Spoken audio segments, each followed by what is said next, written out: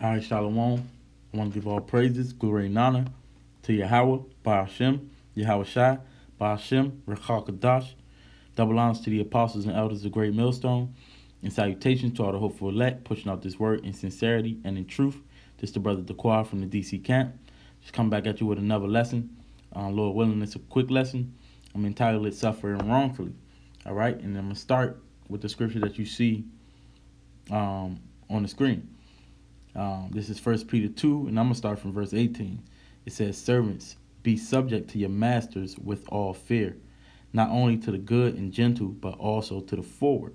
Yeah, because, hey, the first word, it says servants, and always remember that you are a servant, man. It says, be subject to your masters with all fear. I mean, subject means to be submissive, you know, a subject and being submissive unto your masters, you know, whether that's anyone that's over you, you know, your camp, in your camp, you know, your elders in your camp, or hey, the elders and the apostles, man. You know, you're supposed to be subject to them men because you believe that they are men of the Lord. You know, that's who's teaching you, building you up. You have to trust in the operation of the Heavenly Father, the organization of the Heavenly Father, so to speak. You know, it says with all fear, though. You know, so hey, it's with fear because you know that what. It has something to do with the Heavenly Father. The Heavenly Father's hands is in it. It says not only to the good and gentle, you know, not only when you just laughing and joking, having a good time with them, or when they nice to you, you know, but also to the forward, you know, when sometimes it's a little rough or when you need to be corrected, you still have to be subjecting to them. It says, "For this is thankworthy, if a man for conscience toward the Most High endure grief, suffering wrongfully," you know. So it's pleasing, you know, for the Most High is pleased with you, you know, when you do what you know is right, is to and be patient and endure that what you think is unfair treatment, man. You know, you will find favor, you know, because you got that conscience towards the Most High, and you know you thinking about the Most High when you're going through these things, you know, because it's two things, man. It's necessary, you know, when you want to get some type of merit, you know, from your patience, from your suffering, man. You know, one is when you suffer something that's undeserved, and you got to recognize the hands of the Most High in it, you know. Let me continue to read. It's verse 20. It says. Well, I'm going to read verse 19 again. It says, "For this is thankworthy, if a man for conscience toward the Most High endure grief, suffering wrongfully." It says, "For what glory is it if, when ye be buffeted for your faults, ye shall take it patiently?" Yeah, what glory is that? You know, you already know you did something wrong. You know, so you gonna suffer that. All right, but what about when you didn't do anything wrong? You gonna receive glory when you vindicate it, man. You know. It said, "But if, when ye do well and suffer for it, ye take it patiently, this is acceptable with the Most High." So that's acceptable with the Most High, man. When you do well and suffer, okay? And then, hey, man, a lot of things we about to go through, you going to think that it's unjust, man. You're going to think that it's unworthy. So how much more so in the cases that we're going through now, okay? It's to build you up. It says, verse 21, "For even hereunto were ye called, because Hamashiach also suffered for us, leaving us an example that ye should follow his steps." Right. So we was called to be suffering, man. And Yahweh Shai, he suffered wrongfully, man. So we going to eventually have to go through that. And if you going through it now, then you just being built up. You know? So you're supposed to follow that example that he set. Not just when you think you did something wrong, you suffer. No, through all things you suffer patiently, because you understand that the Heavenly Father has his hands in it, man. Okay? Not only that, first of all, none of us is innocent, man. So you may be getting judged for something that you know you didn't do, or you didn't think it merit that such a punishment or whatever you want to call it, or treatment. But you could be judged. You can be getting judged for something that you didn't get caught doing. That the Most High just wanted to have that happen to you, or He just might want to purge something else out of you to see if you follow the order or buck up or anything. You never know, man. But you gotta think like that. That's why you suffer wrongfully. You know, yeah. It says, "Who did no sin, neither was guile found in his mouth. Who, when he was reviled not again. When he suffered, he threatened not, but committed himself to him that judges rightly." Yeah, Yahushua, he was perfect. He didn't do no guile when he lived on the earth. We can't say the same thing. So who, you know, you're not, at the end of the day, you're not innocent. You know, whatever the Most High wants you to go through, you got to go through it. And you do it with patience, man. Nobody said it's going to be easy, but you do it with patience. It says he committed, because Yahushua, he committed to himself. He committed himself to him that judgeth rightly, man. Righteously. You know? And that's what you're supposed to do. You want the Lord to vindicate you, man. That's the, and that's the example that he set for us. And that's the example that we have to follow. You know? This is what you going into practicing what you preach, man. You got to practice what you preach. And this is what we do preach. Okay?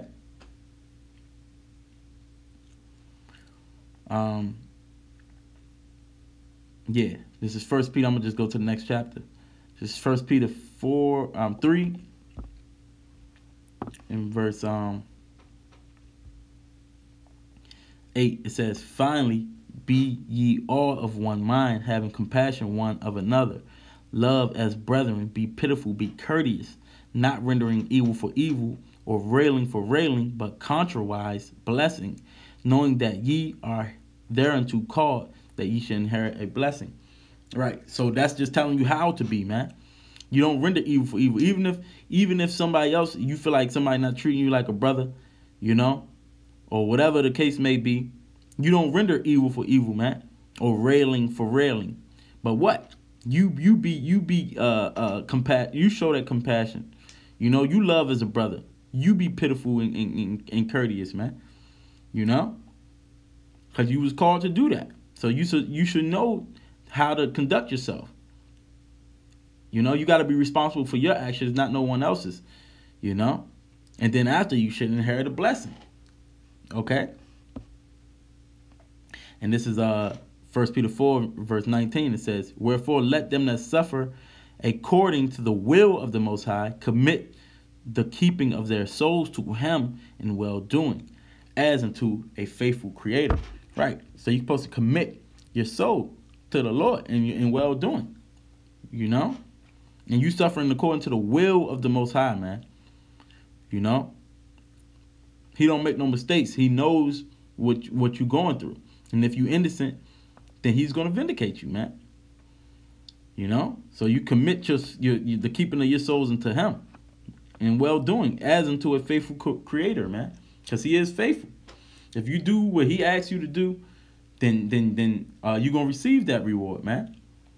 Because he is faithful. He's not a man that he should lie. Okay? So you just know you do your part pretty much. Okay? This is 1 Corinthians 6. In verse 7. It says, wait, is that what I wanted? Yeah, it says, "Now therefore there is utterly a fault among you, because ye go to law one with another. Why do you not rather take wrong? Why do you not rather suffer yourselves to be defrauded? Nay, ye do wrong and defraud, and that your brethren." Right.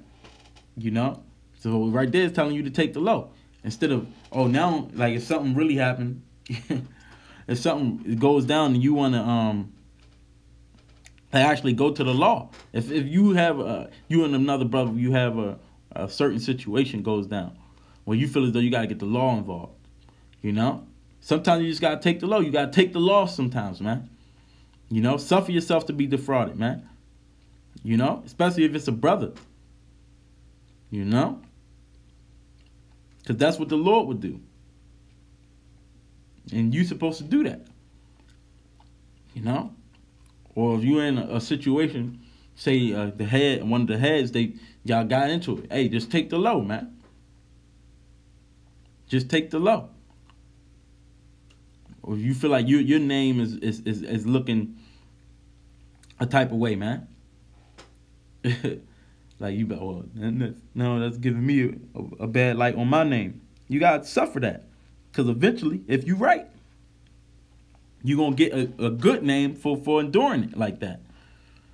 But see, if you don't, like, if you want to just try to justify yourself, then that's when you're gonna end up being wrong. So then you failed the test, man. Okay. This is Matthew 5 in verse 39, because it's an example that Yahushua taught us, man. It says, well, I think I wanted to, yeah, I'm starting from verse 38. It says, ye have heard that it have been said, an eye for an eye and a tooth for a tooth. But I say unto you that ye resist not evil, but whosoever shall smite thee on thy right cheek, turn to him the other also. Right. So you've been taught, man, in this world and whatever, you've been taught that it's an eye for an eye, tooth for a tooth. Somebody do something to you get them back, you pay them back, man. But the Lord said, don't resist. The Lord told you that ye resist not evil, man. You know, but whosoever shall smite thee on thy right cheek, turn him the other also, man. You just taking a low. I ain't talking about literally just keep getting slapped up, you know. But you know how it feels. Somebody say that was like a slap in my face, man. You know, that the saying that is a slap in my face, that it pretty much means. Let me see.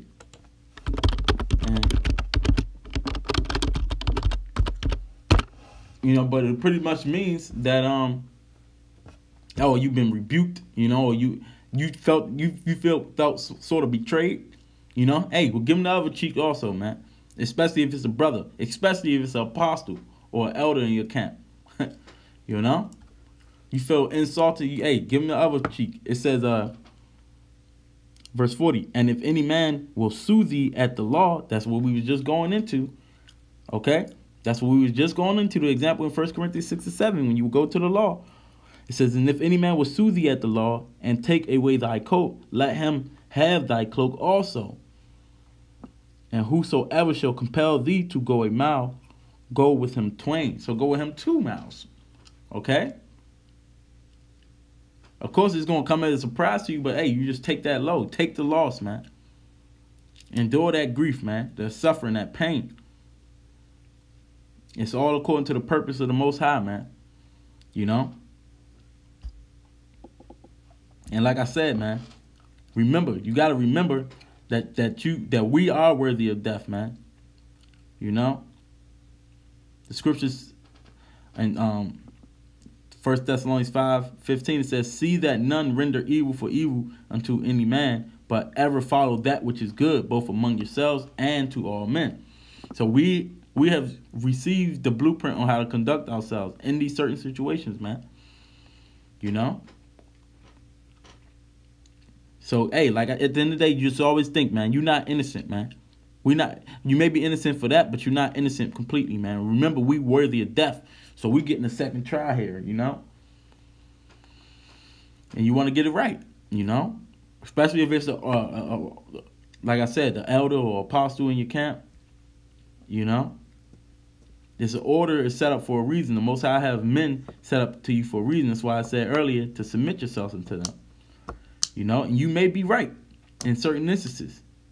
But as you say, if you speak out of turn or you do something to justify yourself rendering evil for evil, then that's when you're wrong.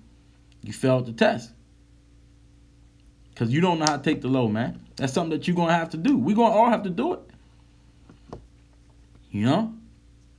Like I said, you could be getting judged for something for something else.